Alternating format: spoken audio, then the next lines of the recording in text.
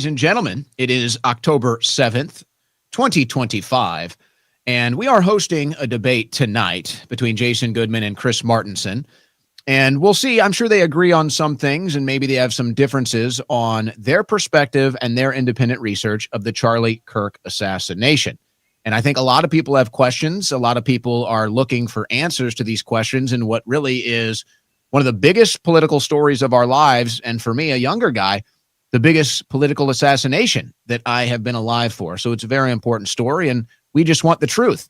Doesn't help that we can't trust our government, but there's nothing we can do about that tonight. So introducing the two guests that will be hosting and mostly be talking tonight. I hope the less I talk, probably the better, but I will be moderating tonight. Jason Goodman, you can see on the left side of your screen, and Chris Martenson on the right.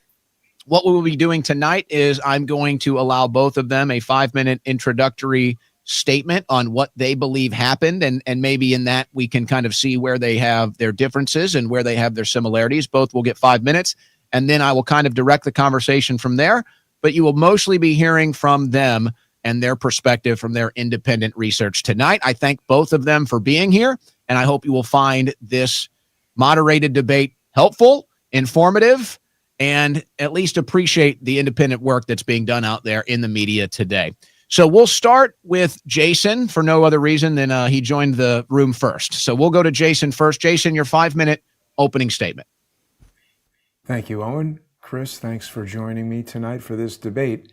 I think a lot of people have seen that I have been saying for past several days, if not weeks, that I believe that Charlie Kirk was shot from behind by a low muzzle velocity projectile, very likely a .50 caliber PCP rifle or gun.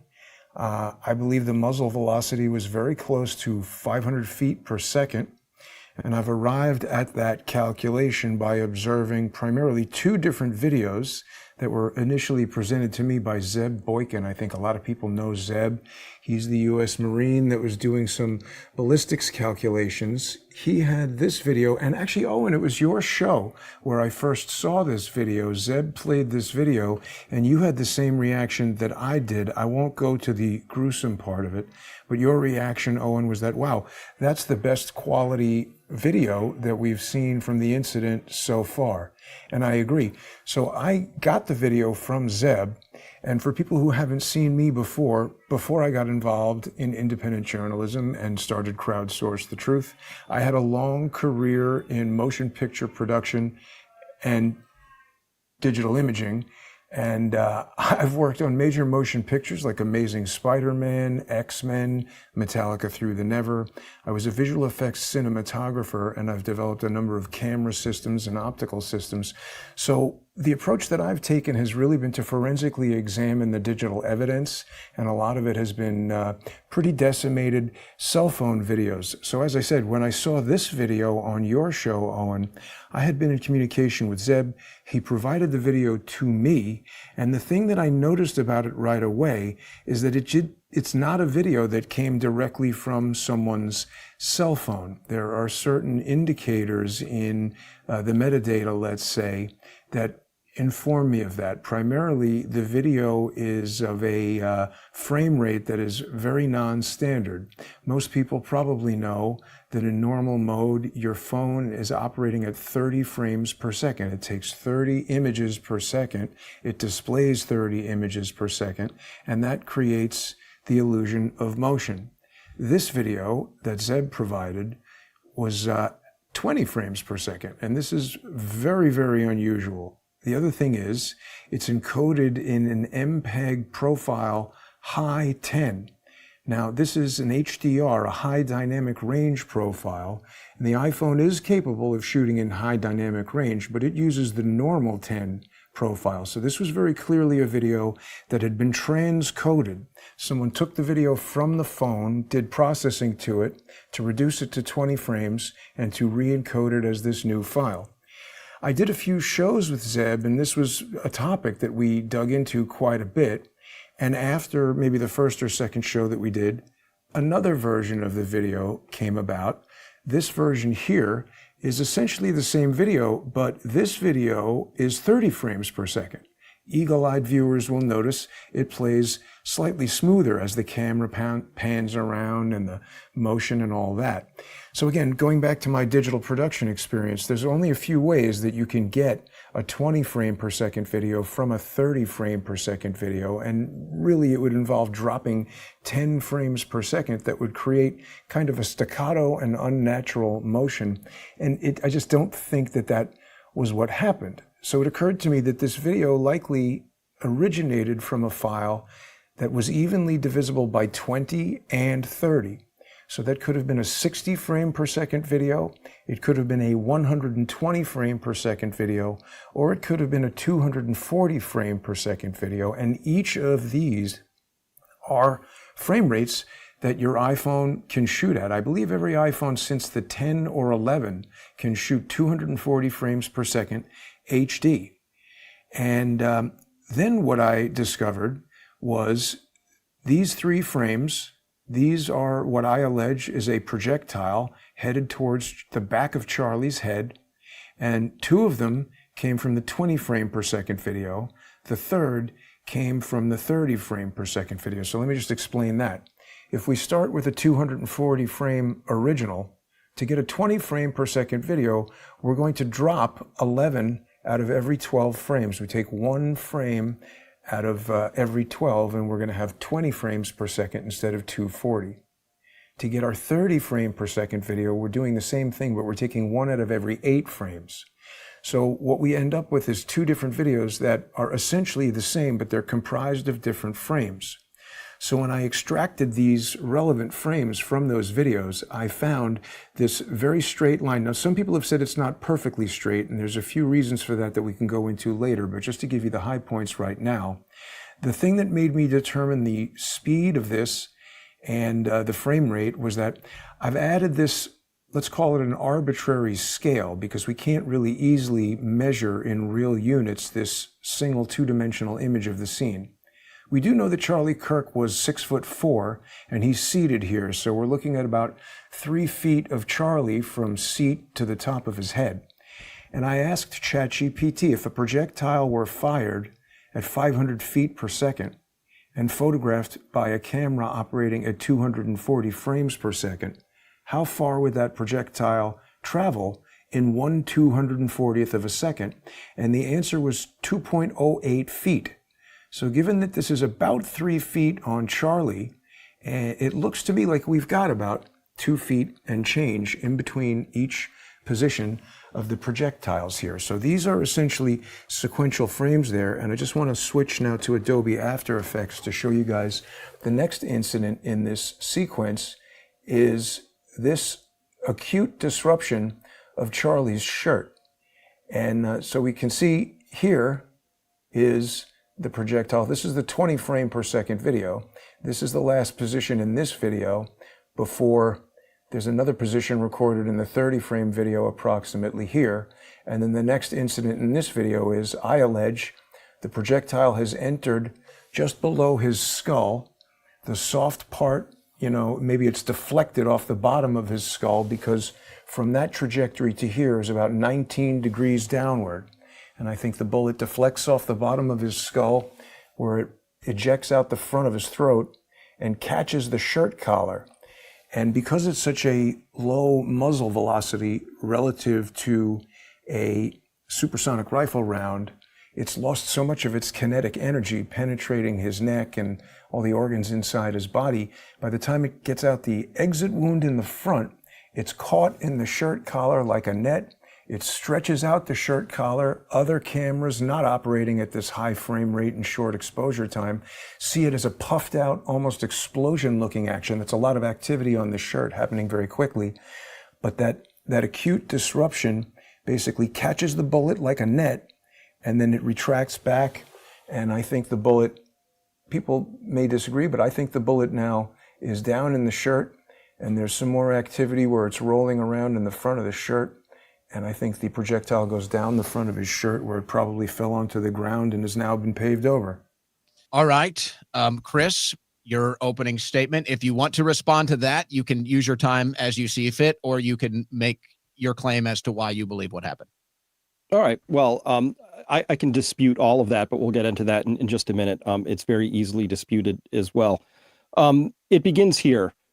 This is the alleged shooter position. We're supposed to believe that Charlie Kirk was shot with a 30-06. We haven't seen any of the extra rounds. Apparently, there were 2 more rounds in a magazine in this Mauser Model 98 rifle. You can see the little, what do we got here? Some evidence tags. This is where the shooter was laying down. And of course, we have video of somebody laying in that spot. And then, of course, after the shot, we have this FBI video of somebody running across the roof. And I'm going to call that the suspect, not necessarily Tyler Robinson. And the idea is that he shot from here, and Charlie was sitting right under the apex of that tent and caught a round. Now, 2 things. That's about a 10-degree downslope, and it's about 10 degrees off axis, with perfectly on axis would be straight out of my chin towards you, a little bit off to the side. Here's the thing. There's not a chance in the world that somebody was shooting standard 30-06 rounds, hitting this part of the soft part of the neck, and that didn't just entirely evaporate that neck and have it clean through and through. There's just almost like 0 chance of that. This is what a 10-degree downslope would have looked like. The bullet would have been coming like this. It actually misses everything. So here's the off-axis part. It was a little off to the side. It's coming down at a 10-degree slope. It would have missed every bone here, just going through soft tissue, just from the downslope angle. But we also know that just within a 1/10 of a second after the shot, this is important as part of the rebuttal to what Goodman said here, is that we see that he goes into what's called a decorticate posturing. His right hand curls and comes in. That speaks to a very violent midbrain or higher injury to the brain. This is an important thing because if you were shot in the spine, for instance, and you were transected, your spinal cord was like ruined. Anywhere north of the C7 vertebrae where the C8 nerve comes out that innervates the arms, if it had been transected anywhere, C1, 2, 3, 4, 5, brainstem, if his cord had been cut, his hand is limp. It's not doing this because the circuitry's been violated. So this gives us a clue, but it speaks to a very, very violent event. And here again is that path of a 10-degree downslope. It misses everything, even the top rib, rib number 1 up there. Maybe if it was a little lower and I misplaced it on the neck, theoretically, it could have maybe encountered the first or second rib, but it would have been glancing off of them and just blowing through them. So this is what it looks like coming in from a 10-degree off-axis angle. This is the head. The neck obviously is smaller than the head, right? Just is. And so with the neck wound appearing here as an entrance wound, it would have missed everything. That would be the spinal column right there. 30-06 blows out the back of the neck every single time, unless these are very special rounds. And of course, he could have had lower velocity rounds. We know it was a supersonic round because we have all the audio. We hear the crack boom. So we know there was a supersonic round fired. Was it the one that hit him? Now we can have some questions. Or maybe he was using frangible rounds, which are designed to disintegrate on impact. Maybe. But they haven't shown us any of that stuff. And the most common thing, he would have gone to a store and bought 30-06 hunting rounds. So it's a 150 grain soft point, maybe 180 grain, maybe 200, one of those models. So I can skip past this real quick, but this is where the bullet wound would have entered right here in the neck, would have blown through the jugular. We saw that. We saw the wound appear. He tenses up. He starts to tip over, and then we saw that gushing. And the explanation for that is when a high velocity rifle round hits you, you have this extraordinary cavitation that happens. It's this overpressure event because the bullet is now dumping 2,000 to 3,000 foot-pounds of pressure of energy into a body, and the body's liquid, and liquids don't compress. So what happens? All that energy gets rapidly converted into an expansion that we see on gel films and things like that, gel shots. But the explanation is it ruined his jugular, killed him pretty much instantly. And then that blood would have all been pushed up into his head, and then it gushes out a little bit later, a couple beats later. All right. So, I mean, we can see exactly what happens when people shoot, gels and things like that. And standard 30-06 rounds go 19 to 30 inches, depending on the round we're talking about. But this was the video that kind of solved it for me. I saw one from the side that suggested this, but I wasn't comfortable going with it until I saw this one here. And so this is the frame of this one. It's a pretty high quality video. The person taking this was all the way back in what we call the prow up there, above the audience, and pretty decent high quality video. That's the camera right there. It was on that prow. We can see it right here circled. So they were pretty far away. But what we see here, this is one frame, 1/30th of a second, because this one was shot at 30 FPS, 1/30th of a second before the shot happened. And then here's the first frame after the shot. And you can notice something. Well, first, the microphone's still there, so no exploding mics. That's done. If the mic was exploding, explosions happen at 20 to 30,000 feet per second, it would not still be in frame. Okay. This thing here, some people have interpreted as a puff of smoke. It's not. It's just a very rapidly moving piece of t-shirt. It's just obviously blurry because it's moving too fast. But you can notice here right away, if you look at his neckline, it's like twice as big. Like everything's just huge. Now, why is that? That's called a high-speed cavitation event. This is what it looks like. Here's somebody shooting a 300 blackout, and when the bullet hits, it goes, expands out. And that happens in just 1/1000th of a second. It's very fast. So to capture it on video is kind of unusual because that's capturing at 30 frames a second, and you need it to capture this thing that's happening at 1,000th of a second. Not every video camera is going to capture it. And so this one frame did capture it, and we can see it very clearly.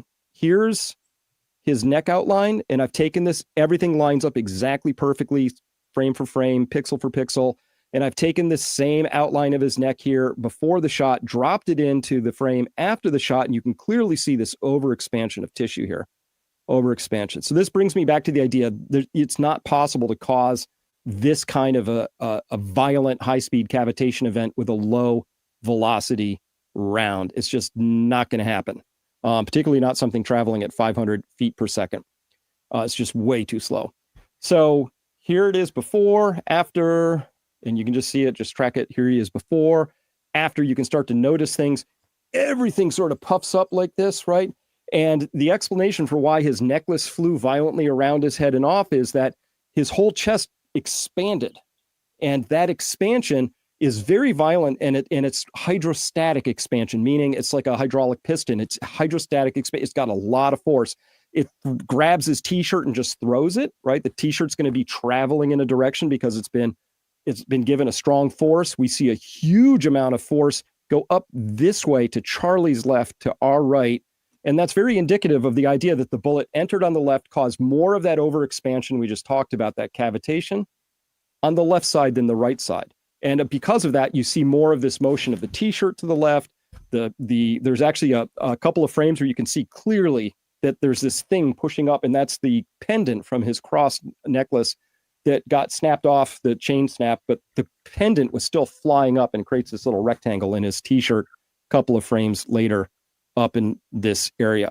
So with that high-speed cavitation event, I can rule out a lot of things. It wasn't a palm pistol. It wasn't a little 22. It wasn't any of these things that people were talking about for a while. And we also know for a fact that bullets of this magnitude, a 30-06, do not change direction instantly upon entering something really soft like a neck. I've done a lot of handgun training. I've done a lot of defensive pistol shooting. I reload my own ammo. I'm pretty big into this. 40 years. I've been a gun guy. And I will tell you this, the first thing they tell you when you're doing defensive handgun training is when you shoot somebody with a pistol, what do they do next? And the answer is whatever they were doing before you shot them. Because pistols just don't have a lot of stopping power unless you actually hit somebody right in the nerve center. You shoot somebody anywhere in the torso, they're going to keep doing what they were doing beforehand for a while, because bullets from pistols, just not a huge amount of stopping power, particularly, if they're traveling at a very low rate of speed. So, all right. Opening statement. So I think it's okay. So we have a better idea where each of you are coming from as far as your different perspective. So it sounds we all agree, though, that we are highly doubtful, if not outright in disbelief, that a 30-06 hit Charlie in the neck. Correct? Correct. Okay. So we all agree that that is highly unlikely or even impossible. Okay. So now we get into where the shot came from. I pitch it to Jason for your response.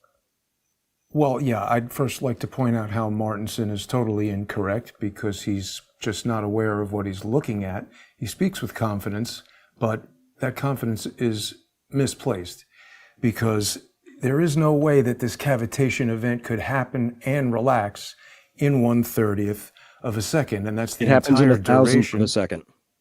Yeah, but his neck is subject to inertia because it's human tissue. That wouldn't relax from where it was in a thousandth of a second. What we're looking at here is a camera. Let me just finish, please. What we're looking at right here is a camera from UVU Review. That is the school newspaper, media center, whatever it is.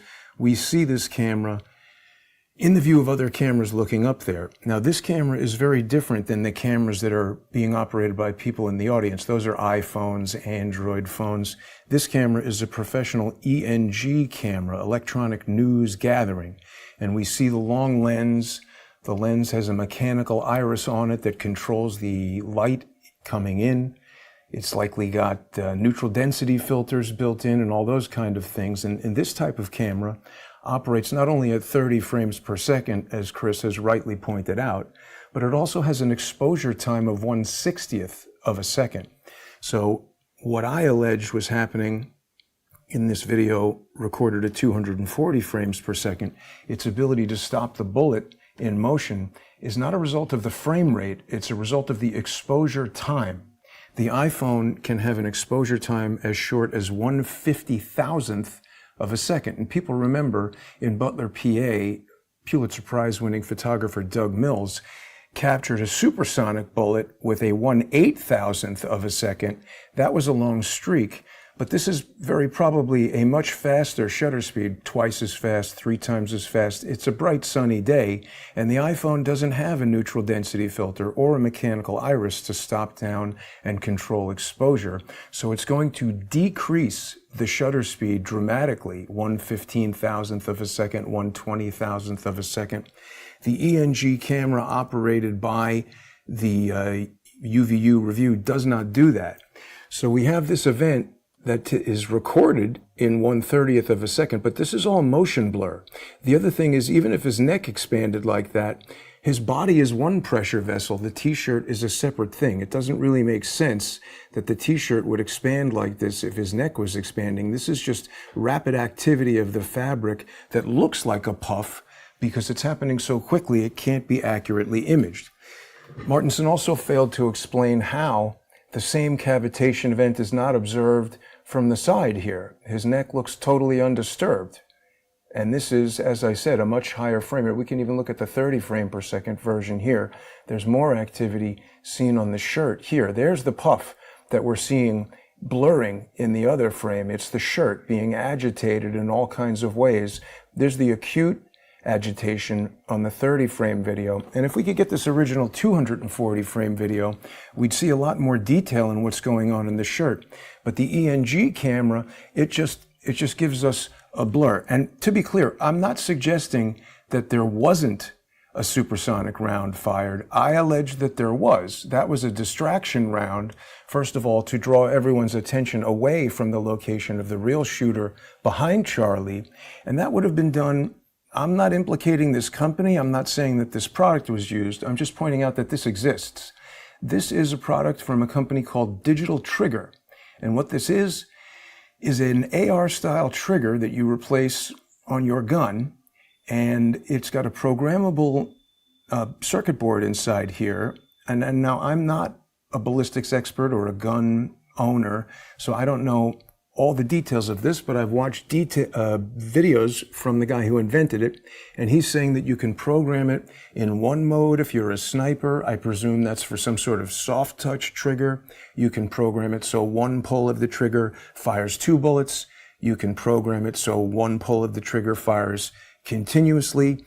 And the developer of this product warns users to follow the laws in their states. Now, I don't need to know about guns to tell you that if you have a digital device that is triggering something, my work in Hollywood, when you see the matrix and the bullet time effects and stuff like that, that's a sequence of digital triggers that are very precisely timed to set off one camera after the next in microsecond precision. So my allegation is that whoever was firing the pre-charged pneumatic gun with the low muzzle velocity round that first penetrated the brain, causing that decorticate posture, and then deflected down off the skull out the front of his throat, that trigger would have been timed to simultaneously fire the supersonic round on whatever rooftop to distract the crowd, to stymie all the crack thump calculations that the sophisticated parties doing this conspiracy to murder Charlie Kirk would be aware that people like Dr. Martenson and John Cullen and various other experts, Mike Adams, they know that people can do these crack thump calculations, so they're going to build in some mechanism to fool that process. I allege. Chris, your response.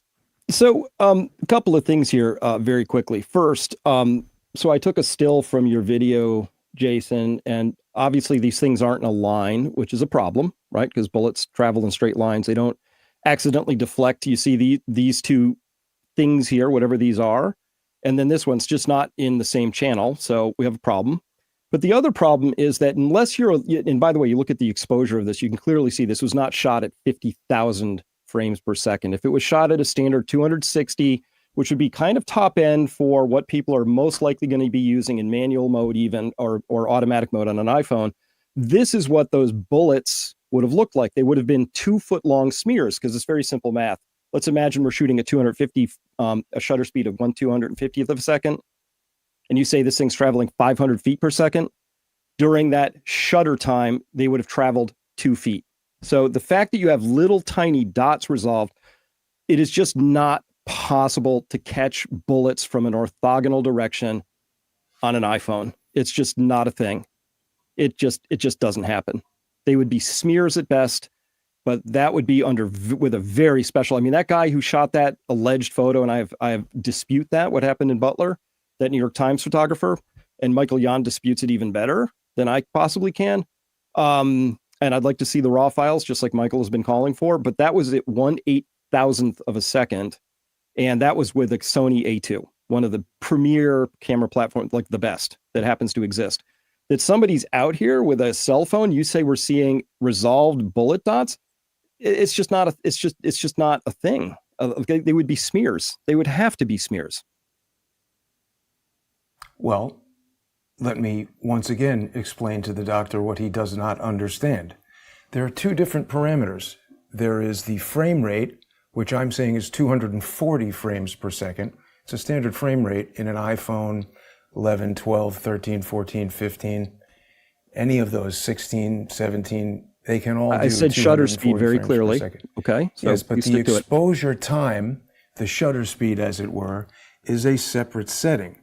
And that can be independently adjusted from the frame rate. I did this video to educate Gary Melton, because he also doesn't understand this concept. You can see that I'm adjusting the shutter speed here on the right, and this is an iPhone 15 or 16 Pro. You see how dark it is? You see how dark it's getting? I'm inside a room, Chris. Let me finish, please. This is inside a room at night, not outside on a sunny day. And I'm not saying it was 1/50,000th of a second. I said it was about 1/15,000th or 1/20,000th of a second. Somewhere between 1/10,000th and 1/20,000th of a second. Go look at the metadata in your iPhone on a very sunny day. You'll see it's not uncommon for it to automatically go to those settings. If you're in a room at night, as I am in this video, and you set it down to 1/50,000th of a second, yes, it will be very dark. But if you're outside on a sunny day, with your camera set to 240 frames per second and your shutter set to 1/10,000th, 1/20,000th, you're getting at little tiny dots, 2.08 feet in between them, equidistant. The reason why they aren't in a perfectly straight line is because, as I said at the top of the explanation, these come from two separate videos. One encoded at 20 frames per second, that's these two, and one encoded at an entirely different and much lower data rate, that's this one at 30 frames per second. So by reducing the data rate, we're changing how pixels are interpreted. It changes the size, it changes the resolution, and also, this is a handheld iPhone. So even a slight angular adjustment of the person holding it would have a pretty large impact on such small items in terms of their vertical positioning in the frame, given how far away the photographer was from these items. And I am not able to easily stabilize two different videos. So again, if we had the original 240 frame per second video that I allege these were derived from, that sequence could be stabilized. It would all be the same resolution, the same bit rate, and that would line up. You might notice that even though they're not in a perfectly straight line, it's pretty darn close. So if we're going to refute my thesis here, we have to explain how in that sequence we get three items that are basically directly behind his head, where they're about to damage the red nucleus of his brain, causing that decorticate posture, because of course the next incident that happens, whether it's a 30th of a second, whatever, is this, where he's been shot and his shirt is being disrupted. Whoops. Yeah, but if he was shot in his head with a large, slow-moving round, his head would have been thrown forward. It didn't go forward even slightly, so we have a physics problem there. I see things like what you're describing with the little dots. I see them all the time. They're insects. They're things people kicked off from the upper thing. It's pieces of, it's leaves. It's something floating around. Those kinds of things happen all the time. This happened in Butler. I saw it all the time where people said, "Oh, here's this drone," and often it was a bird. But we do have a second video. This is the one that I wasn't comfortable going with because it wasn't quite as clear. But you can clearly see in this that the first thing that moves in this video is right here. It's the back of his shirt, right? You watch this shirt right here. The first thing you're going to see is a puff to the back. Boom, right there. Do you see that? Right here? That's coming out. And then the next thing you see, of course, is his chain flying around his ear. That's this right here. It's not an earpiece, but you can clearly, you see this? Do you see this neck outpouching right here? That was suggested to me. Also, his neck is now also much larger. It's got that Hey, cavitation Chris, event. if you wouldn't mind, if I would interject something here. I think, would we all agree that is the first movement then? I've got a much higher resolution version of that same video that we can evaluate. Before we get into that, though, Jason, do you agree that that's the first movement? Because I, from my research, that seems to be the first movement. Do you agree or disagree? Agree. Okay, so we do all agree. I just wanted to see if we all did agree with that. So, Chris, I interrupted. Go ahead. No, it's fine. It's fine because this is the first detectable movement from the side right here. It's pushing out into the back. Right, which again would be consistent with an entrance rune from up here with this violent dumping of energy in here. You can also see down here very large, like his neck is now much larger than it was right here. And that's part of that overpressure event. And of course, it goes down very, very quickly again. And so, this is again, I have two angles here to sort of confirm that. But again, you can see here from these little things, this is the first movement I see right here, this outpouching to the back. That's not consistent with being shot in the back of the head. If you were shot in the back of the head, A, the autopsy will show that. B, I think Candace, having seen, she said, the 4K video from behind, saw nothing. You would probably see something if he was shot there. But most importantly, physics is physics.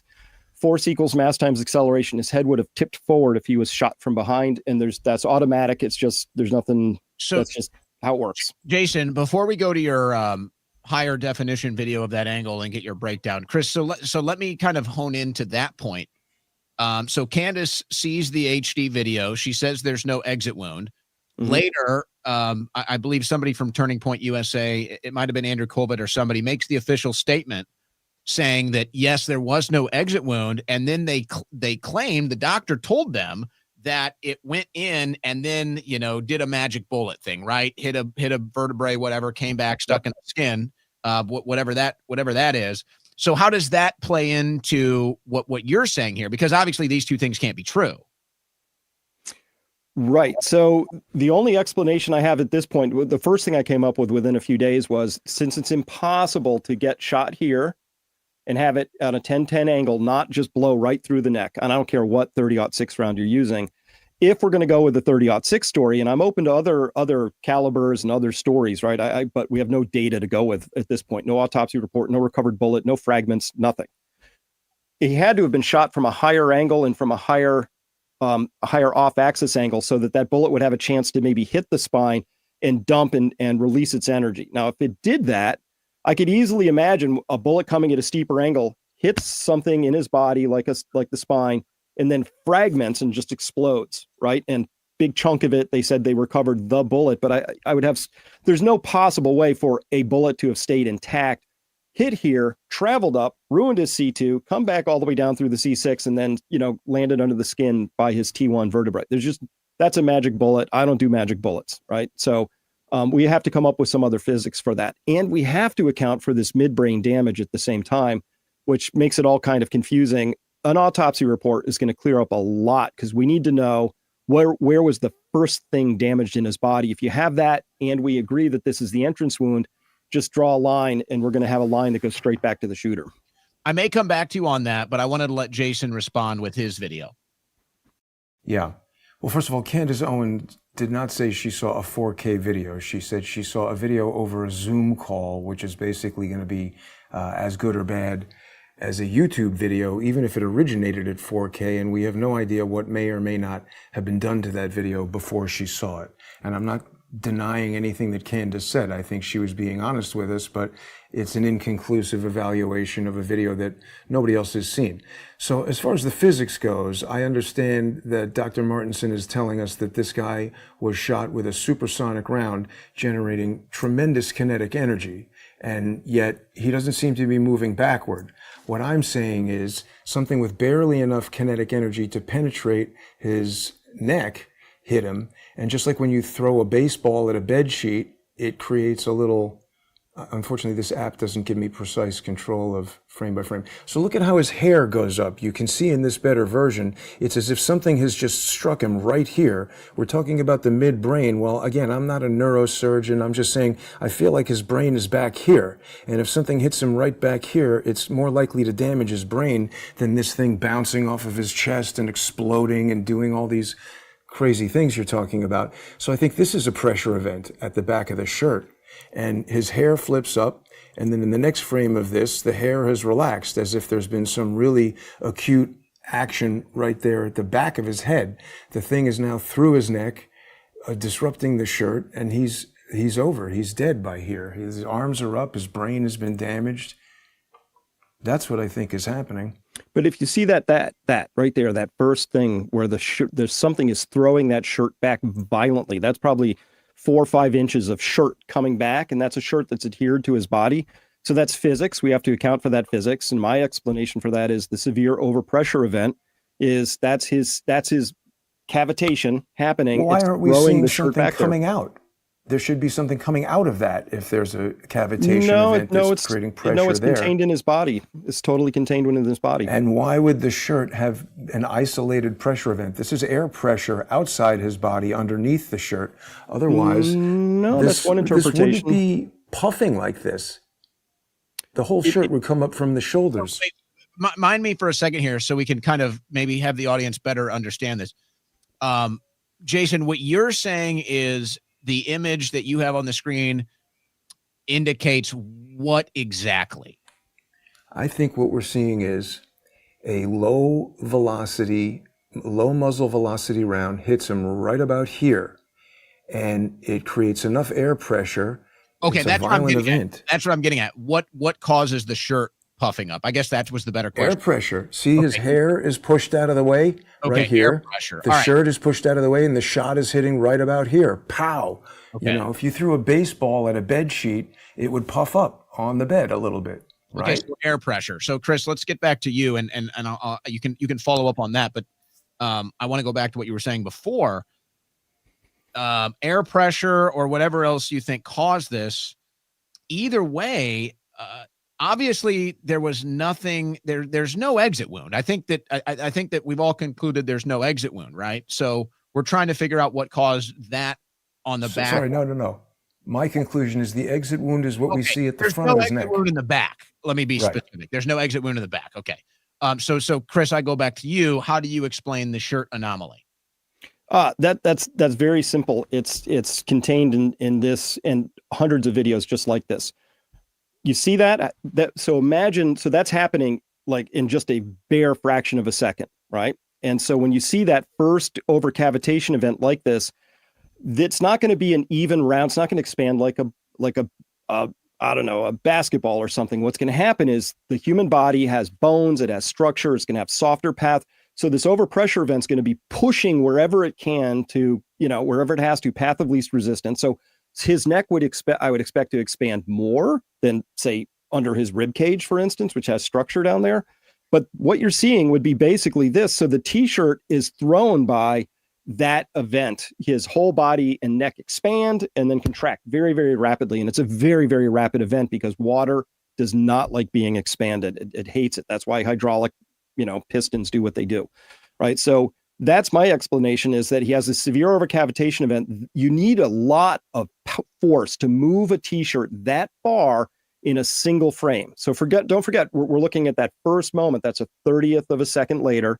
So it takes a lot to move anything, even a few grams, that far, 4 or 5 inches in a 30th of a second. The only thing that has that much force is this event we're talking about here. By the way, a subsonic round creates almost no wind. I mean, you'd have to shoot one really close to a candle to even blow it out. They don't create a lot of wind. It's just, that's not a feature of bullets. In fact, they are designed specifically to have a very high ballistic coefficient, which means they're just slipping through the air. Is as you might imagine, it's an important feature of a bullet. So I can't go with this is air pressure. It's way too much air pressure, and bullets by definition don't have that kind of air pressure associated with them.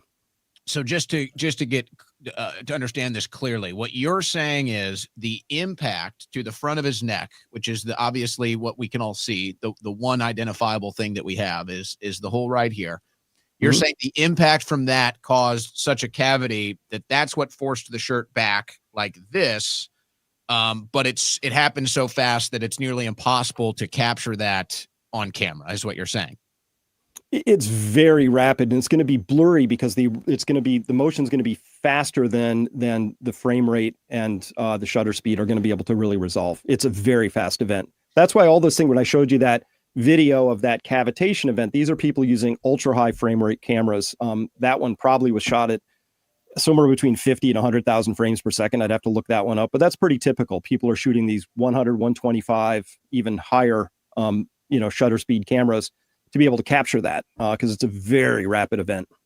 So, Jason, we'll get your response. What I find strange is it does like I said, I mean, it's like you're saying, it's so hard to capture this. It's happening so fast. Maybe the one camera that Turning Point USA had right there, which is a 4K camera, I mean, that might be able to give you some answers if you could see that, which nobody has, at least publicly. I don't know of anybody that's talked about that shot. No pun intended, that camera angle. But it does. The one thing that seems strange to me is it does appear like both from the front and the back, there's like this isolated, it's like isolated here, and then it's like isolated here. And it does, I mean, it just looks to the naked eye like that would be an object that does it because the point is so obvious. Like you can see the expansion point. That's just an observation from me. It could be explained with anything you guys are discussing here. That is strange though, that those 2 points on the back and the front seem to be isolated like it would be an object that did that. But Jason, go ahead.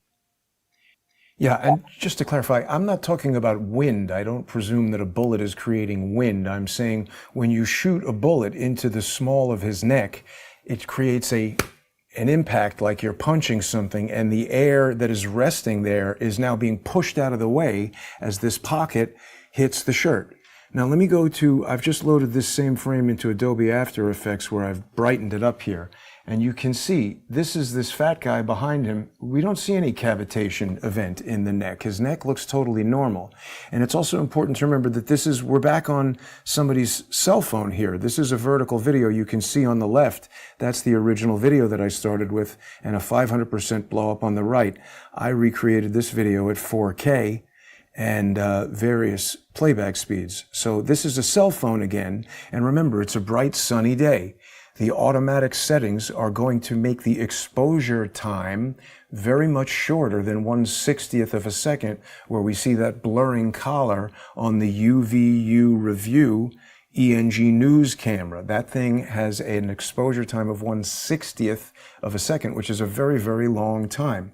This shirt event, now we're only seeing one frame of it because this camera is operating at 30 frames per second, but this is the stopping of action equivalent to a 10,000 frame per second camera. We don't have the additional frames that are showing us what happened, all these other temporal events are missed, but this is a very isolated puffing of the shirt. The other thing is that ballistic gel video that we saw that was somewhere between 10 and 100,000 frames per second, the ballistic gel was not wearing a shirt. And if it were, we would see a differential between the time the ballistic gel expands and then the shirt would react to that. Events are affected by inertia, no matter how fast they happen. And when you look at them at 10,000 or 100 frames per second, you would see that time differential. The neck cavitation and the response from the shirt would have some sort of a delay. And we're not seeing that here. There's no cavitation of his neck. This is all activity happening to the shirt. The cavitation wouldn't be isolated. This looks like a mushroom cap on the shirt. And we see it in great detail here because, again, the action is frozen due to the short exposure time, even though it's only 30 frames per second. Imagine this, guys. Let's say we don't have a video camera. We have a still camera. But I go out, I want to take photographs of hummingbirds. I say, click. Oh boy, the wings are very blurry because my exposure time is 1/60th of a second. I'm still only going to take one picture, but I'm going to set the shutter speed to 1/20,000th of a second. Click. Now the wings are frozen in midair. That's what we're seeing. And it's important to understand when we look at this different digital evidence, we need to understand the technology of the cameras and the devices that are showing us this evidence. We're not looking at real images. There are artifacts induced into these images by the apparatus used to make the image. Well, Chris, if you want to respond to that, you can. I think we've kind of reached a dead end here. Well, I have Owen, just one more, because I thought it was a great observation about, like, how do we resolve the physics of from the side? We see his shirt doing this. This was a little bit potato cam. This was somebody from a cell phone up front, but this is the frame right before, and this is the first frame after the shot has happened. And you can just track all of these elements, and I've just shown you everything is moving from his lower right up to his left, right? Everything in this photo is going that way. And you can see this first outpouching of the t-shirt up here. So it's very consistent with a big pressure vent on this side that pulls everything that way. Because Jason's right, physics is physics, right? So, and for this microphone to have moved from here to there, or all the F to have gone up here, or all of these E's, you can see this whole curve. It's all been pulled that way, up to Charlie's left pretty hard. So that's physics. We have to account for that. And that's not going to happen because he's flinching. This is way too fast, right? This is like a 30th of a second later. And so we have to account for that. It's just physics. Well, let me account for that, if I may. Because we also have to keep in mind that we're looking at two-dimensional representations of a three-dimensional world. So whether that is out, up, diagonal, it's very difficult to tell. Not only is that from a cell phone, it's obviously been transcoded and screen captured. So the pixels that we're looking at right there are not very accurate. I think in scientific measurement, we would call that garbage in, garbage out. But even given all that, it's consistent with something pulling the shirt in some direction, pulling it as if it's shot through the back of his neck, pulling that acute point forward. Everything appears to be moving up or out or in that direction, consistent with the low velocity round penetrating the back of his neck, losing so much of its kinetic energy that when it catches the shirt collar, that's all it can barely do is pull the shirt and then relax and come back. Nah, that's a lot of fancy words, Jason. Nonsense. We can clearly track this. We have 2 frames to work with. There's been no basic movement in Charlie or the camera in that amount of time. That whole 2D, 3D thing. I didn't say Charlie move. I said the shirt moved. We can clearly see these things moving violently, rather suddenly up and to the left. This isn't being pulled out. This isn't a magic bullet being caught in a t-shirt, and anything like that. This is very easy to resolve. And it just seems like common sense. Well, let me make sure I understand what you're saying. You're saying a thing shot at him from the front, pulled the t-shirt up. I'm saying a thing shot at him from the back, pulled it out, and you're looking at a 2-dimensional image, which from this angle, you can't tell if out is up or what angle the camera was at. And you're telling me it's nonsense. Did I get that part correct? Yeah. Just because there's, if you shoot it all, you realize that, bullets tend to just go straight through things, right? Right. They will hardly even tug at something like sort of if they're moving at any sort of velocity at all. Second of all, the cavitation event, if you understand that physics of that explosion that happens when all those foot-pounds of energy get dumped in, so we have that. But as well, we also have, and this is hearsay, of course, right? But Owen, you brought it up. I've heard the same thing. I've heard it from a number of people who've had insights, and they've talked with people at TPUSA. There was an autopsy. They found a bullet fragment around the T1. They also said that there were other fragments in there, as far as I've heard so far, and that the rest of his C2 to C6 is pretty well damaged. So if that's the case, if we have a bullet and bullet fragments in the body, then what do we do with that information? So you don't do magic bullets, but you do imaginary autopsies. Do I have that right? Did you understand the word hearsay that I used? Yeah. So until it's actually thanks. released, that's just a story. I don't think there's been an autopsy that's been released to the public. And even if there was, I think controlling the coroner is the number one rule in being the governor of Arkansas. So I wouldn't believe an autopsy as much as I would believe the images that we see if we know how to interpret them correctly. I would like to maybe pivot to a different direction, but I guess I would ask this in closing. Have either of you maybe looked into the necklace, the chain causing either one of these anomalies, or what role might the chain have, and why did it break apart like that? Do we have any ideas with that? Yeah, well, to me, if you have a chain that's hanging, right, and I think he had probably, I'm going to guess, around a 24-inch necklace, and it's hanging. And so it's just loosely hanging like this. But, he had probably a decent pendant, right? I've got a cross on my neck, and it's probably about 5 grams of weight. So in a violent thing like this, we're talking about that cavitation. It's hard to imagine, but the force, Owen, it's a very sudden acceleration. And in that acceleration, it's entirely possible that A, the clasp broke right away because it couldn't manage that force of just the expansion. And then B, that expansion is what threw the necklace up and around his head. So something had to throw it around his head, right? Because it clearly whips around and goes off in that direction. That's quite a bit of force. It's most consistent with a physical event, which something had to transfer that energy to that necklace to break it, either break the chain, break the clasp, and then throw that necklace all the way around, which again speaks to a fairly violent, very high force kind of thing, which is most consistent with, the cavitation event. And so you think that could have happened in the front, and that would have broke the chain, and then it goes back around his head? Yep. You just expand like this. Like imagine if I had a chain and it's sitting on a balloon, and you suddenly violently expanded that balloon to twice its size, like just really violently. If that chain snapped, it's going to go wherever that expanding balloon sort of like the force took it. But we can clearly see it whip up and around the back of his head in 2 frames. It's very clear. I think you can sort of see it in a third one, but it's a pretty violent event. Jason? Have we explained how the cavitation is visible on the shirt but not on the neck from this angle with the high shutter speed? I don't know. Can we see that? What's the next frame look like after that?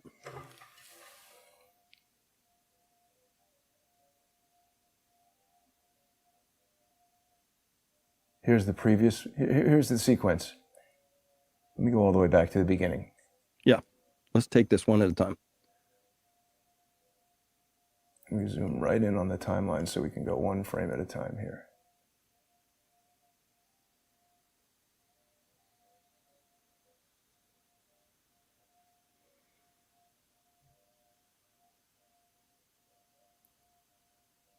Here's his neck before he's shot. Mm-hmm. Yep. I'm as zoomed in on the timeline as I can be. There's the next frame. His neck looks pretty normal. And the shirt is reacting, and his hair. Look at his hair. It's as if something has hit him right here. And it's like, you throw a rock at a pond and you get this reaction. Then the shirt snaps back because, as you said, this is a high-speed event.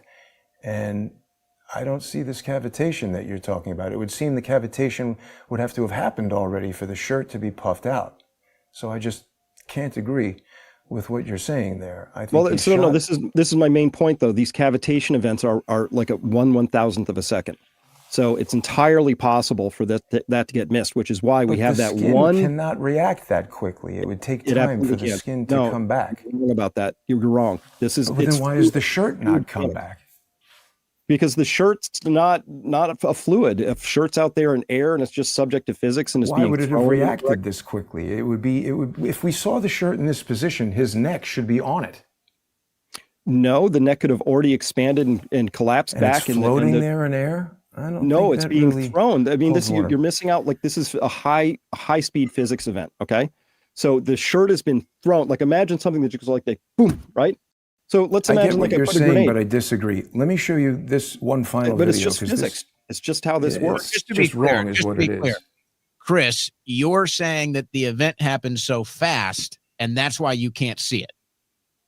Am I understanding correctly? But we see the shirt. We were kind of fortunate, if you can look at it that way, to have that one frame from that front camera where we actually it managed to catch, that expansion event. I thought I saw signs of it from the back, but I couldn't be 100% sure because I couldn't see the neck actually as expanded as I couldn't be positive. So I sat on it for some days till we got that video from the front, which came out of Bednar's. He released that one. So that's all. As soon as I saw that, I mean, I was looking for some sort of an explanation for, mostly here's the physics. He was dead within about 0.2 of a second. It was very clear from the decorticate posturing, from just everything. He was just dead instantly. So that's a very violent event. You have to account for that in some way. Now, I knew that if he was shot from the front with a 30-06, like literally we would have seen a head flopping, super gruesome, right? If it didn't come completely off, right? If it was more on center, violent. Human necks are not all that strong. It's not like an elk, okay? But so we had to account for the physics, though, of like, how do you kill somebody that quickly? So that is a very violent event. It requires an enormous amount of energy to be supplied, or a very, very lucky shot that just absolutely decerebrates somebody, meaning it comes through the brainstem and takes that out. But then he would have just been limp, right? The hand wouldn't have done this. He would have just dropped the mic and gone literally slumped limp. So how do we account for all of that? Well, we need a very violent, high energy event. So that's why I'm saying I was looking for signs of that cavitation event, because that was the next step in my process, is like, okay, if we have evidence for a violent, high energy dump into a body, there's going to be this cavitation event. Can we see it? Right. So I had to sit on it till I thought I found that frame where I could sort of make the case that you see that swelling, but it maps the other physics, because we have to account for the necklace flying violently off, all of his t-shirt tracking up and in a direction. We have to account for all this clear violence that happened. But what we don't see his head either snapping backwards or forwards really violently. So that means that he wasn't shot basically from up here. That's why I have trouble with the idea that his C2, C6 vertebrae are smashed, because that I think you would have seen some sort of reaction on that. So now I'm trying to think, okay, what comports with that physics? It's a shot. It comes down. It's primarily dumping its energy down into the body cavity. I bet the chest swells, but there's ribs there. So again, path of least resistance, where does all that energy go? And you can see it puff out the back of his neck, throws his necklace, throws his t-shirt. And again, what we're seeing is it's very hard because we're humans and we don't think at this frame rate. But when you take something and you violently expand it, it's going to travel in that direction for a while. That includes his necklace, that includes his t-shirt.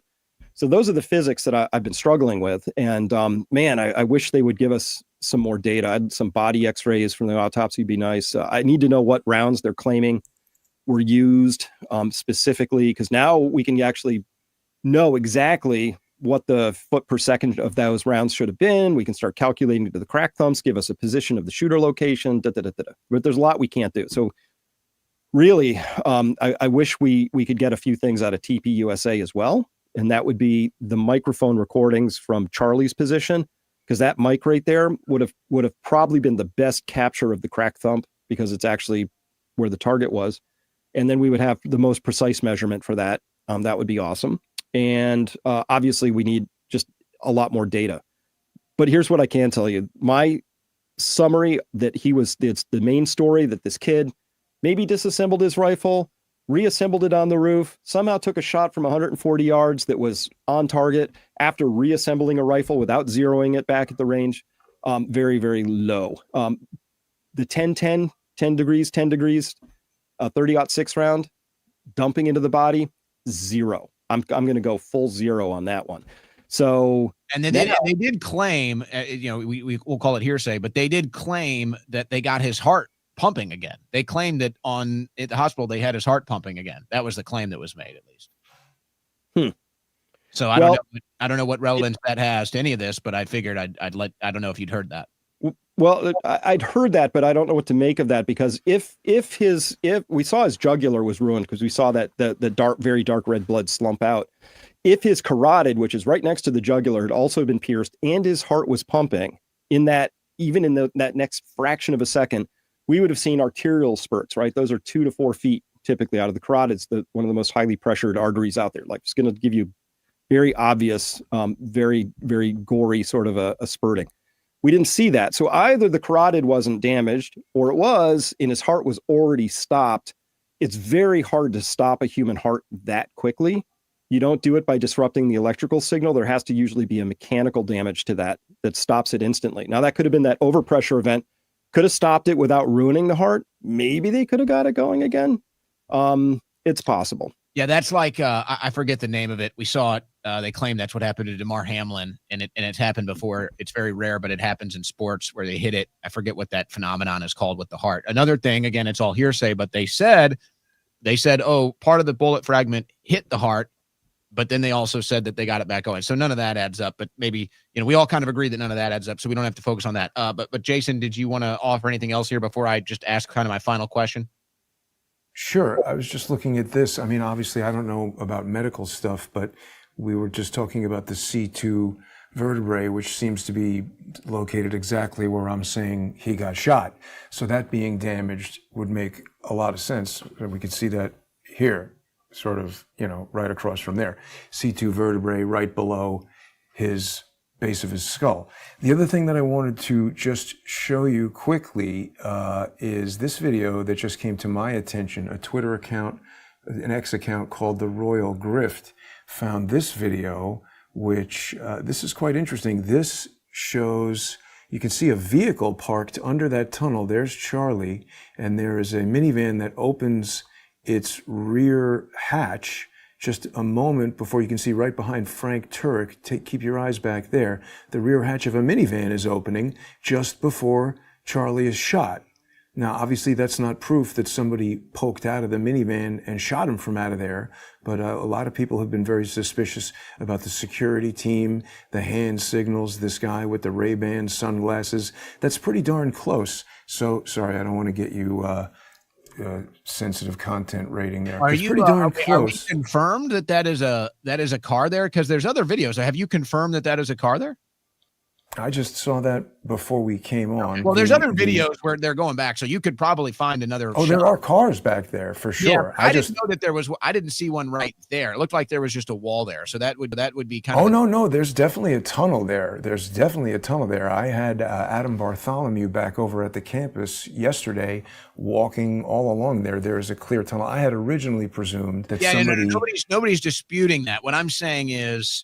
There's videos where you can see every car, every location. I mean, there's videos of when he gets moved back through that tunnel, and you can see whether there's something there. If it's a car or an umbrella, I don't know, is what I'm saying. It's like a double wide tunnel, and I think they took him to cars that were on the other side of where that car was. But there's a minivan opening a hatch right there. All right. Well, I'll go ahead and get to, I guess, the final question. I think we've all kind of laid out our points here for the audience. I'll start with Chris. So do you believe, whether it was Tyler or not, do you believe that shot came from that angle? Are you sure that is the case? Or do you think it could have been another shot from another angle, just not from behind?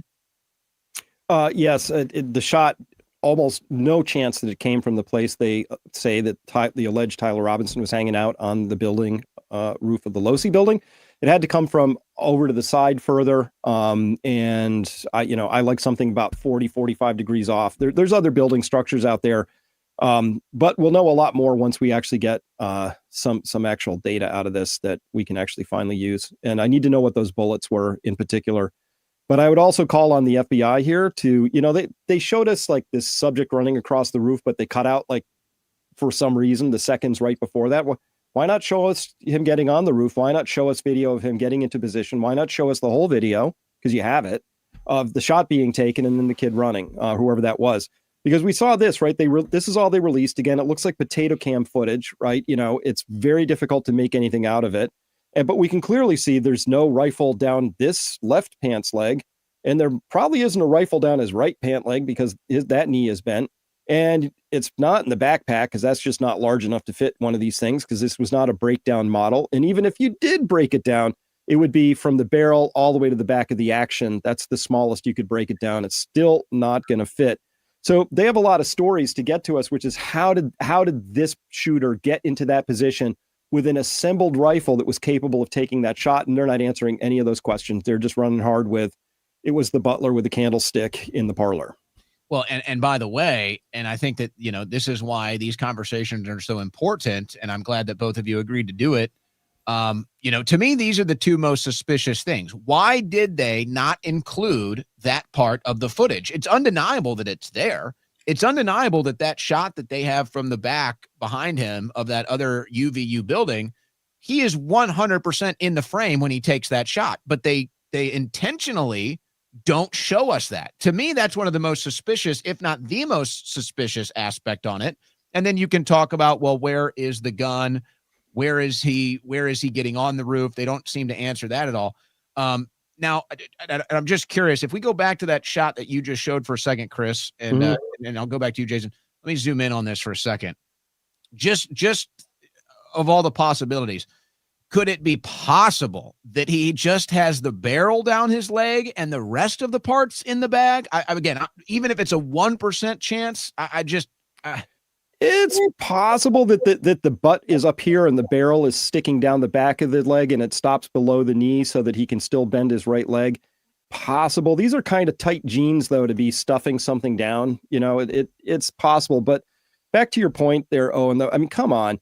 They said, we're releasing this in the hopes that the public can help us find this individual. Well, then show us him moving. Show us the moving video. Why? Because somebody's gait is important.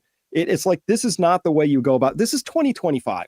Come on. If you're going to say we need help finding this suspect, show us the video clip of him walking. It's one of the most relevant things about how a human can be identified is their gait. But again, they didn't do that for, I don't know, reasons.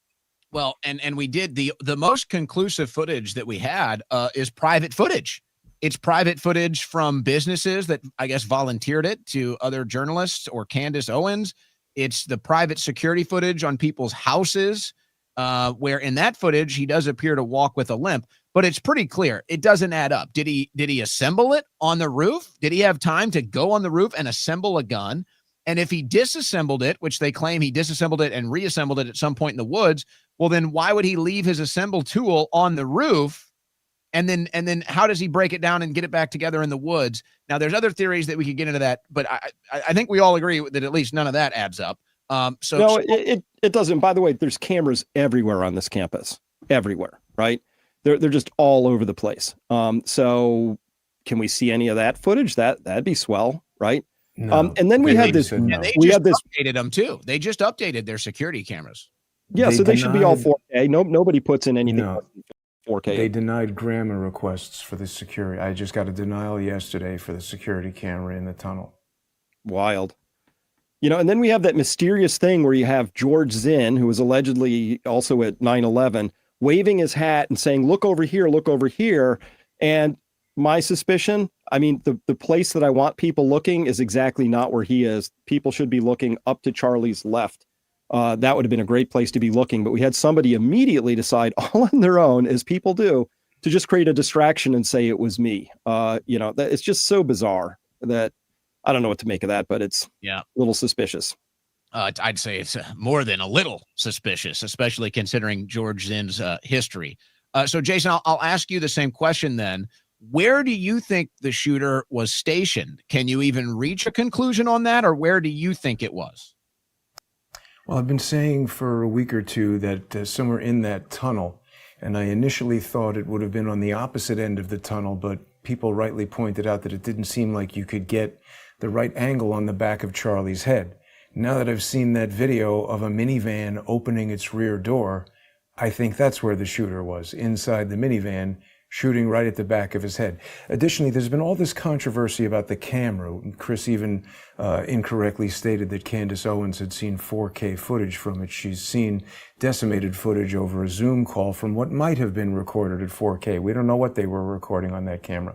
But there are a bunch of applications where you can use a targeting camera, and certainly if someone in that van had a Wi-Fi feed from that camera, you could put a laser sight on the Picatinny rail for a pre-charged pneumatic rifle in a van. Shooting it from inside the van would provide some degree of sound insulation. I'm not saying that would muffle it, but you can put suppressors. There's a different word for it with a PCP rifle, but you can put essentially a silencer on one of those guns.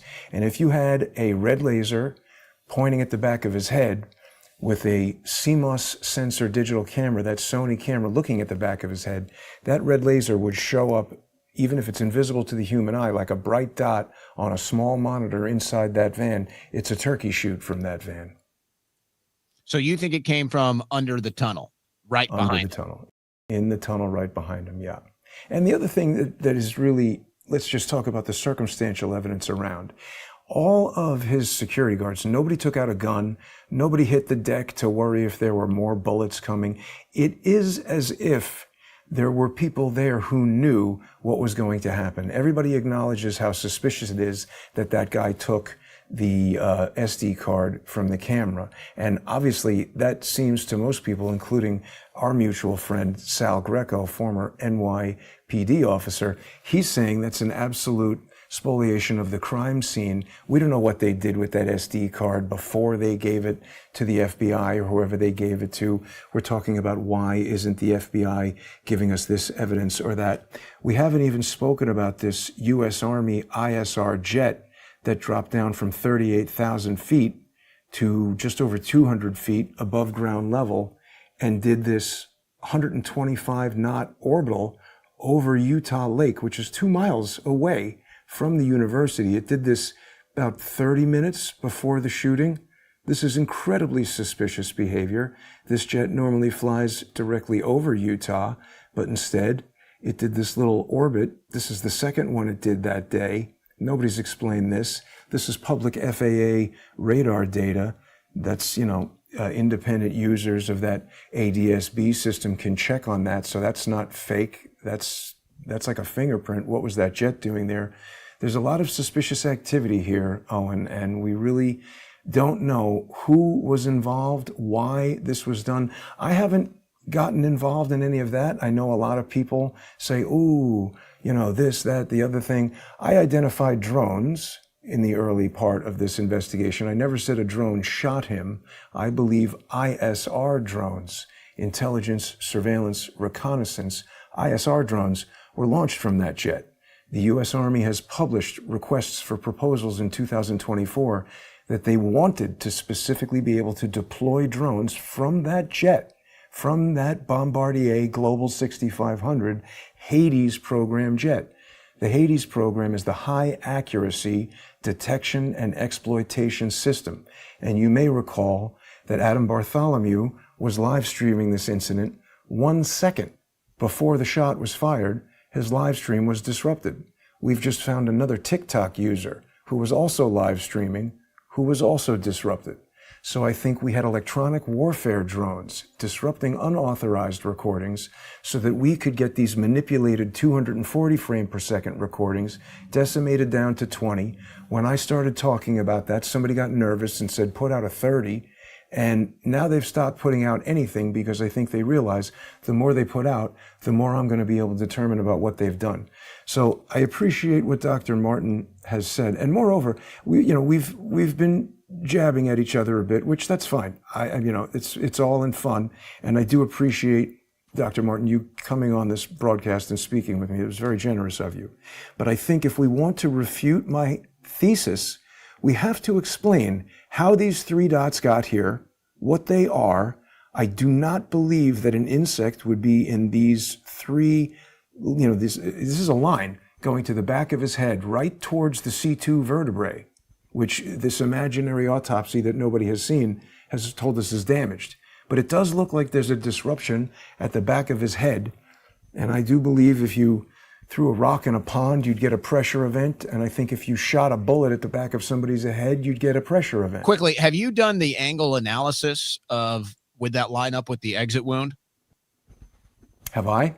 Yeah, like where you think Yes. the shooter might be? It deflects 19 degrees down as if it's hitting a bone or the bottom of his skull. I mean, from the shot, where you think the shot came from versus where the exit wound was. Have you done an angular? I'm not able to do that from one two-dimensional photo. And even if we had more photos at this level of temporal detail, what you're describing is beyond my capabilities. Well, I would like to see it from one of the above shots, because you get a general idea of where you think the minivan hatch is or whatever that anomaly is. You kind of get a general idea. It looks like it's pretty flush up against the wall. Anyway, I don't know. That might be an interesting thing to see from your theory. So before we close out here, go ahead.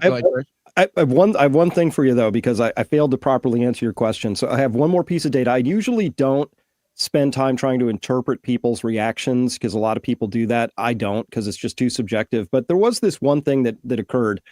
And so this is taken from that video from the side. It's a really high quality video. I love it. This is just after the shot's been fired. Women are screaming. Soy boys are crying. But red shirt guy is standing here and pointing at something. And also you got cowboy hat guy here, and he's looking the same direction. You see this prow right here?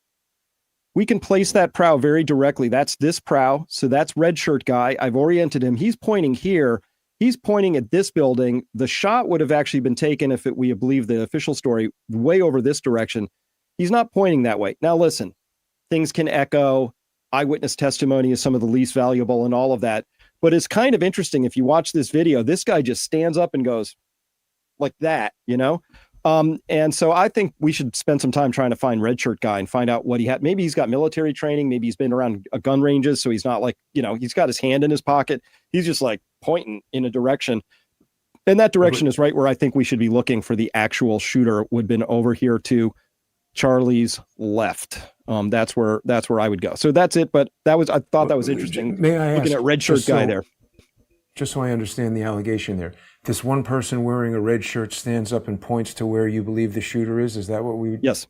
He's pointing. He's no pointing way at that where he was planted in the audience to do that, like the person with the 240 frame per second camera. He couldn't possibly be on a team that set the timed digital trigger on the roof to distract people from the van and then stand up and point at it and get that on video. So I'm working can on say, much. oh, that's where the shooter must be. So to pull off an operation, Jason, to have multiple plants, multiple people, lots and lots of folks, like every one of those becomes a loose thread, and it becomes a much harder operation to pull off with perfect choreography, right? It just gets harder and harder and harder to require synchronized timings and special thises and all that. To me, the simplest thing you do is you get a patsy and you have a higher quality shooter off to the side, and they take the shot. Best guess, patsy was actually in position, probably didn't even pull the trigger, or may have pulled the trigger and pulled it on a cartridge that was already fired or something, suddenly realized, oh no, I'm in the wrong place at the wrong time, gets up and runs, gets caught. I tend to agree that I think he was on the roof thinking he was going to take the shot, and then somebody else took it. And I think when you look at the timing, and I think the most conclusive evidence for that, which I think completely disproves the official narrative, is that one video from behind. It looks like they're on the breezeway, the enclosed breezeway or the library, whatever it is, the bookstore. He's halfway across the roof less than 3 seconds after the shot was taken. I mean, so unless he's Spider-Man or Superman, I don't really, I don't think he's covering that distance in less than 3 seconds after the shot. Unless you guys have anything else you want to put out there, I was going to ask some final questions and conclusion. Just one more thing on what you just said. What you're describing is consistent with someone running on the roof as a distraction. Someone else is firing the rifle to give us this audio distraction because they're going to anticipate crack thump calculations and things like that. This guy's a video distraction. And this video that Chris has up there is one of the first videos that was released. Remember, a lot of people have been saying, why do we have so few and such poor quality videos? Except for this one high quality video that Zeb Boykin played on your show, Owen, that you and I had the same reaction to.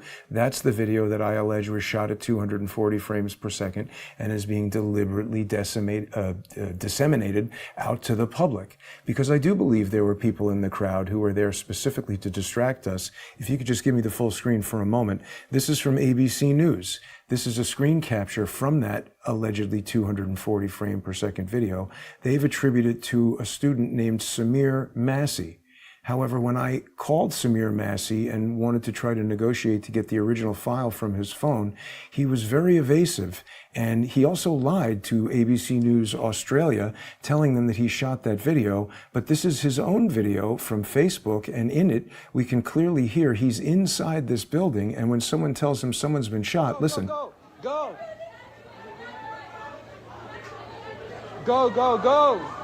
Sir, go. Run. Please go. Wait. Go. Sir. Get out. What's happening though? Someone shot.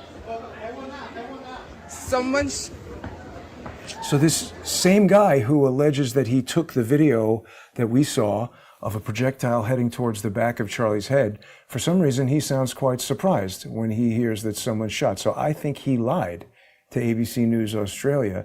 There's a lot of intrigue surrounding this very best video that both Owen and I... He could be lying for other reasons, so I don't know. Why would he want to associate himself with evidence related to a murder? He's not a smart guy, and maybe he got paid to do it. I don't know. You're right about that. All right, Chris, you go ahead. Final statement here. All right, so this is fascinating. So I had this video. This is from inside the Hall of Flags, and you can clearly see this is the phone starts just a second after the shot is actually taken, because you can still see people reacting sort of in a wave as we go back this way. But I had it stabilized so we could see something. If you didn't see it, don't worry, we come back to it in just a second. That's the whole video. So, okay, we're going to zoom in 1.5x now. This is at 100% speed, but it's stabilized. Now you can see roof guy, right? So what you can tell is the shot has just been taken. People are still flinching and still falling down, and this guy is already running within 22 frames, which is like 2/3 of a second, right? So in a fraction of a second, this guy is already up and running after the shot has been taken. No more than a full, a second. So it's a fraction of a second. He's already up and booking, right? And we can place him on the roof. So how likely is that this guy just manages to take this shot, get himself off of his rifle really quick, pick that rifle up, and start moving in less than a second? Unless this guy's like a professional burpee, you'd have to be top level Navy SEAL sniper to pull. And even then they might tell you that's impossible. So here's how I want to conclude this tonight, guys. You guys talked about obviously your different conclusions or the different things that you believe here. I'd like to kind of reach a conclusion of things we all agree on. So let me just lay a couple things out to just make sure we all agree on it. And I think this is kind of where everyone stands here too. So let's just start with that. Do you believe Tyler Robinson took the fatal shot? No. Certainly not. Do you believe it was a 30-06 that Charlie was shot with? Don't know.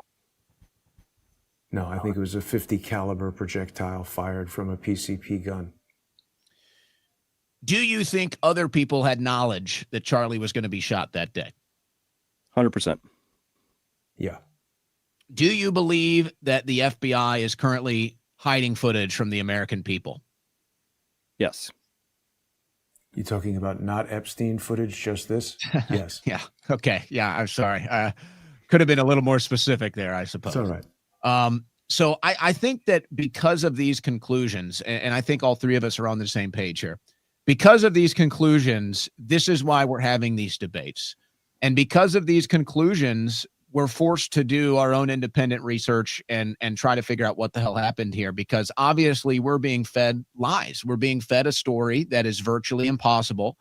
Now, I guess, do we anticipate, because I'm at a loss here. Like I've kind of entered a holding pattern on my coverage, because I'm like, they're going to have to give us something eventually, right? It's like we have everything possible right now, but it's like if they don't give us something else eventually, an autopsy, another public, press conference, anything, then it's just like, then it gets even more suspicious. So I'm kind of in a holding pattern to see if they offer us anything else.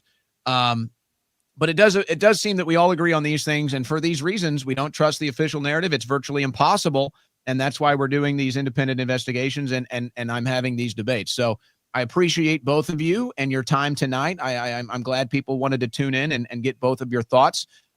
If anything changes and you want to reach out and maybe do this again or just do a one-on-one or present your other findings, you guys let me know. But I thank you for your time. I think it was a good, healthy debate, a good friendly discussion. It's okay when we get heated. That's a good thing in debate. So I appreciate you guys, but you kept it cordial. You kept it respectful. So I appreciate that. Chris Martenson, Jason Goodman, where can people follow your work? Chris, go ahead.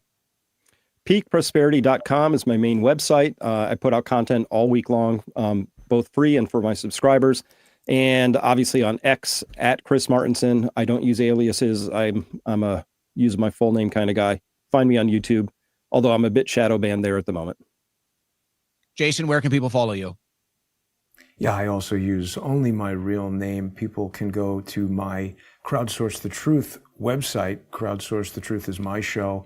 And Owen, I don't know if you know this, but I am right now running a fund where people who can disprove these theses that I've put forward, specifically about what would cause these projectiles to be there. This is a bounty that viewers of Crowdsource the Truth have been contributing to. And if someone can disprove with stronger facts, the facts that I've laid out, by November 4th, they can win. So people can. Chris might be demanding a direct deposit here. Yeah, except that he hasn't disproven anything that I've said. That's fine. But the terms of service are laid out on the website, crowdsourcethetruth.org, and people can follow me on X at JG, like Jason Goodman, _CSTT, like Crowdsource the Truth. I'm also shadow banned. People tell me when you search for that, you won't find it, so you might have to actually type in a bunch of shadow banned truth tellers. A bunch of shadow banned truth tellers here. I appreciate your guys' time tonight, and I appreciate you guys laying out your very detailed investigation. I do appreciate that, and so does the audience. I'm Owen Shroyer, the host of the Owen Report. You've been watching this debate on the Win Network. I'm glad everybody tuned in tonight. I will see you again tomorrow. Once again, thanks to Chris, thanks to Jason, and thanks to everybody for tuning in. We'll see you again soon.